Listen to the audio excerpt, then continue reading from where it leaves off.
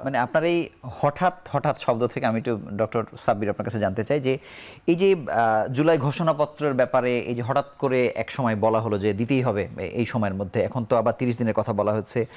আওয়ামী লীগ নিষিদ্ধের কথা অনেক আগে থেকে বলা হচ্ছিল, হঠাৎ করে বলা হলো যে এখনই করতে হবে।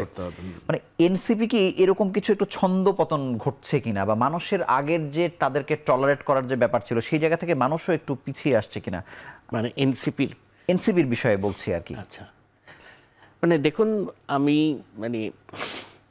আমি দলটা সম্পর্কে একটু বলি যে এপ্রিলের মাস থেকে দলটার সৃষ্টি হওয়ার পর থেকে দ্য ওয়ে এই দলটা বিহেভ করছে, হ্যাঁ, ধরুন একটা নতুন জন্ম লাভ করা একটা শিশু, তার বিহেভিয়ারটা এমন হচ্ছে অ্যাজ ইফ মানে এনসিপি হচ্ছে বাংলাদেশের সবচেয়ে বড় রাজনৈতিক দল। তার আচরণের মধ্যে এই ধরনের ভাব প্রকাশ পাচ্ছে। দলটি কিন্তু এখনও তার রেজিস্ট্রেশন প্রক্রিয়াটাই সম্পন্ন করে নাই, কিন্তু এরই মধ্যে যে ধরনের কাজকর্মে তারা লিপ্ত হয়ে পড়েছে, এমনকি হাইকোর্ট নিয়েও যে মন্তব্যটি করা হয়েছে সেটি এত দূর পর্যন্ত বোধহয় কেউ যায়নি, মানে যেটি বলে ফেলেছেন হয়তো ভুলবশত কিনা জানি না। জি, আপনি দেখুন যে আজকে এই দলের পিছনে লাগছে, আজকে বিএনপির বিরুদ্ধে কথা বলছে, যেটি কিন্তু দৃশ্যত এইরকম একটা দলের পক্ষে করা একেবারেই অনাকাঙ্ক্ষিত একটা দল। আমি খুবই আশাবাদী ছিলাম এদের শুরুটা নিয়ে, বা এই দলে যে সমস্ত তারুণ্য নির্ভর একটা দল যেভাবে শুরু হয়েছিল, এবং এদের একটা বুদ্ধিবৃত্তিক জায়গাও আছে যেটা খুবই আমার কাছে আকর্ষণীয় মনে হয়েছিল, এবং সেই আকর্ষণটা সৃষ্টি করেছিল কথা চিন্তা। হ্যাঁ, কিন্তু সাম্প্রতিক তাদের কর্মকাণ্ড দেখে আমি খুবই হতাশ হয়েছি, এবং আমার কাছে মনে হয় যে মানে এনসিপিকে আবার নব্য ফেসিবাদের জন্ম দিবে কিনা, আমার মতে সেই আশঙ্কা তৈরি হচ্ছে। আমি এখানে ডক্টর জামিল আপনার কাছে জানতে চাইবো যে এনসিপির এই যে নিজেকে আলাদা করে ফেলা সবার জায়গা থেকে, বেসরকারি থেকে, পাবলিক অন্য বিশ্ববিদ্যালয় থেকে, কিছু কিছু দলের যে সংশ্লিষ্ট ছিল, মানে এটা করতে গিয়ে সবশেষ যারা থেকেছেন তাদের মধ্যে এক ধরনের বিভক্তি। যেমন আমরা এমনও শুনেছি যে তারা সবাই হয়তো বলছেন আওয়ামী লীগের কার্যক্রম নিষিদ্ধ চাই, কিন্তু অন্তর্নিহিত খবর আবার জানা যাচ্ছে ওইখানেও তাদের একটা বিভক্তি আছে। মানে এটি কি আসলে দলটাকে আসলে একসময় কি আসলে আরো দুর্বল করে ফেলবে কিনা, আপনার কি মনে হয়? আপনি যথার্থ বলেছেন, একটা দুর্বলের পাশাপাশি যে এটি আসলে জাতীয় রাজনীতিতে একটা সংকট তৈরি করবে, এটি করে কিনা সেটি একটা কথা আছে, প্রচলিত প্রবাদ যে experience is the best teacher. অভিজ্ঞতার কিন্তু অনেক ভ্যালু, এই জন্যই অভিজ্ঞ মানুষ আস্তে আস্তে করে চিন্তা করে স্ট্র্যাটেজিক্যালি কথা বলে। এনসিপিকে প্রথমে আমরা যেভাবে রিসিভ করেছি, জুলাই আগস্টের যেই বাংলাদেশ রিবিল্ড করবার জন্য তাদের যে অবদান, তারা যে কাজ করেছে আমরা এন্ডোর্স করি, কিন্তু পরবর্তীকালে আমার ধারণা বাংলাদেশের যেই জিনিসগুলোতে আমাদের সবচেয়ে বেশি আমরা অর্জন করেছি বা আমরা যেই জিনিসগুলো নিয়ে গর্ববোধ করি, এগুলোকে ঠিক রেখে এনসিপি যেটা করতে পারতো, আমার ধারণা প্রচলিত এখনকার যে অ্যাভেলেবেল পলিটিশিয়ান বা পলিটিক্যাল পার্টি যেগুলো আছে তাদের সাথে কিন্তু তারা এক ধরনের লার্নিং সেশন, ডায়ালগ করা, তাদের চয়েস এন্ড টেস্টগুলো জানা, এগুলো থেকে কিন্তু অনেক কিছু শেখার আছে। তাদেরই স্বপ্রণোদিত হিসেবে হয়ে যাওয়ার দরকার ছিল।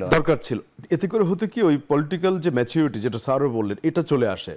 নাম্বার 2 হচ্ছে যে অনেক ক্ষেত্রে আপনি দেখবেন যে রাজনৈতিক দলগুলো অনেক সময় জনগণের পালসকে ভালো রিড করতে পারে না। যেমন আপনি যেই জিনিসগুলো নিয়ে কথা বলছেন, আপনি কি সড়কের ঢাকা শহর যেরকম কয়েকদিন ধরে ডেডলক হয়ে আছে সেই বিষয়ে কথা বলছেন, আপনি কি অন্যান্য জিনিসপত্রের দাম নিয়ে কথা বলছেন, জনগুরুত্বপূর্ণ বিষয়ে কথা বলছেন, নিরাপত্তা নিয়ে কথা বলছেন, সেগুলো নিয়ে বলছেন না। শুধু নির্বাচন, শুধুই সংস্কার বা হচ্ছে দুটি দল যে দিকে কথা বলছেন ওনারা হয়তো আরেকটা মেরু থেকে কথা অন্য মেরু থেকে, কিন্তু জনগণ কিন্তু দেখবেন তাদের জীবন ঘনিষ্ঠ বিষয়গুলি জানতে চায় বেশি। তারপরে তারা হসপিটালে গেলে সেবা পাচ্ছে কিনা, অন্যান্য বিষয়গুলো।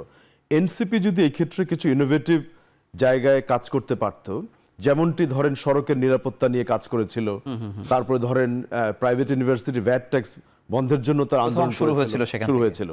এই যে ইনোভেশন গুলো থেকেই মানুষের মন তারা জয় করেছে। ঠিক এখনো তারা যদি এরকম কিছু ইনোভেশন পলিটিশিয়ানদের মধ্যে নিয়ে আসতে পারে, যেমন আপনি দেখবেন প্রায় শোনা যায় যে বড় দলগুলো কাউন্সিল করার সময় টাকা পয়সা লেনদেন হয় গ্রাম অঞ্চলে, তারা যদি এমন উদাহরণ তৈরি করতে পারে যে এনসিপি কাউন্সিল করার সময় এই ধরনের কোনো লেনদেন করবে না, তারপরে তারা যদি এই ট্রান্সপারেন্সিগুলো রাখে, তখন হবে কি যে অনেক সময় বলে দেওয়া হয় যে এর আগে শুনতাম না দলের যিনি প্রধান উনি নেতৃত্ব ঠিক করবেন, ওনার হাতে ছেড়ে দিত। কিন্তু এরা যদি কিছু মানে ডেমোক্রেটিক, যে কারণে তাদেরকে পছন্দ করা হয়েছিল সেই জায়গাতেই তারা এখন নেই, আপনি সেটি তারা বড় দলগুলোর প্র্যাকটিসের মধ্যেই ঢুকে পড়ছে বলে অনেকে মনে করছেন। ধন্যবাদ।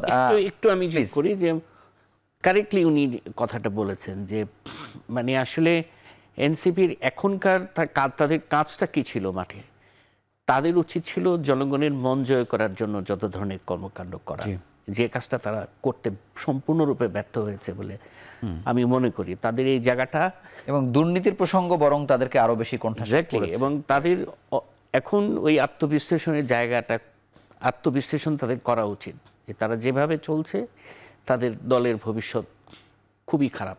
এবং একটা তথ্য সাপ্লিমেন্ট করতে হয়, যেমন এটি জনগণের চোখে পড়তো না যদি না দুজন মাননীয় উপদেষ্টা তাদের এপিএসদেরকে টার্মিনেট না করতেন দুর্নীতির অভিযোগ এবং দেশ ত্যাগে নিষেধাজ্ঞা। আবার দুদকে যে এপিএস কে যেতে হচ্ছে, সেটি। এপিএস যদি এত দুর্নীতি করে তাহলে তো এই দায় তো সেই মন্ত্রণালয়ের উপরে বা উপদেষ্টার উপরে অনেক। এটিকে নিয়েও জনগণের আগ্রহ আছে যে এই আমি এরকম ভাবে একজনকে নির্বাচন করলাম যার ক্রেডিবিলিটির কারণে মন্ত্রণালয়ের প্রশ্ন সম্পর্কে প্রশ্ন উঠছে এত 7 মাসের মধ্যে।